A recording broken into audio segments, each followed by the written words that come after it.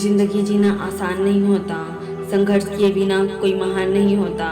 जब तक ना पड़े हथौड़े की चोट तब तक पत्थर भी भगवान नहीं होता। संघर्ष, हर इंसान के जीवन में संघर्ष है। हर इंसान स्ट्रगल कर रहा है, लेकिन क्यों क्यों हमें इतना स्ट्रगल करना पड़ता है? क्यों हमें इतनी मुश्किलों का सामना करना पड़ता है? कभी सोचा है भगवान ने हमें ये जीवन दिया है तो इस जीवन में इतनी मुश्किलें क्यों देता है? आखिर क्यों करना पड़ता है हमें इतना स्ट्रगल? हमारे जीवन में मुश्किलें इसलिए आती है ताकि आप मजबूत बन सको, स्ट्रॉन्ग बन सको, अपने लाइफ में आने वाली हर चुनौतियों का सामना कर सको। आखिर संघर्ष करना क्यों जरूरी है? हमारे जीवन में मुश्किलें क्यों आती है कि आप इस कहानी से जानेंगे। तो ये कहानी है किसान की। वो किसान बहुत मेहनती था। वो बहुत मेहनत करके फसल उगाता, लेकिन हर साल उसकी फसल खराब हो जाती। कभी तेज बारिश की वजह से, कभी सूखे की वजह से, कभी बाढ़ की वजह से, तो कभी आंधी की वजह से। एक दिन वो भगवान से बहुत नाराज था। उसने ऊपर देखा और बोला कि भगवान, सब तुम्हें बहुत मानते हैं, सब कहते हैं कि तुम सब जानते हो, लेकिन मुझे तो लगता है कि आपको इतना भी नहीं पता कि खेती कैसे की जाती है। आपकी वजह से हर साल मेरी फसल खराब हो जाती है। एक बार मुझे मौका देकर देखो।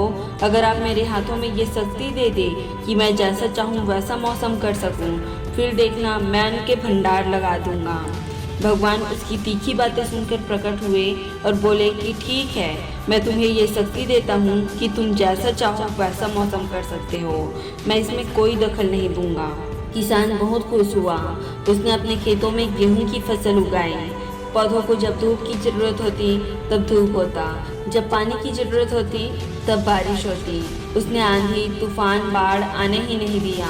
किसान के खेत में इस साल ऐसी फसल हुई जो पहले कभी नहीं हुई थी। वो बहुत खुश था।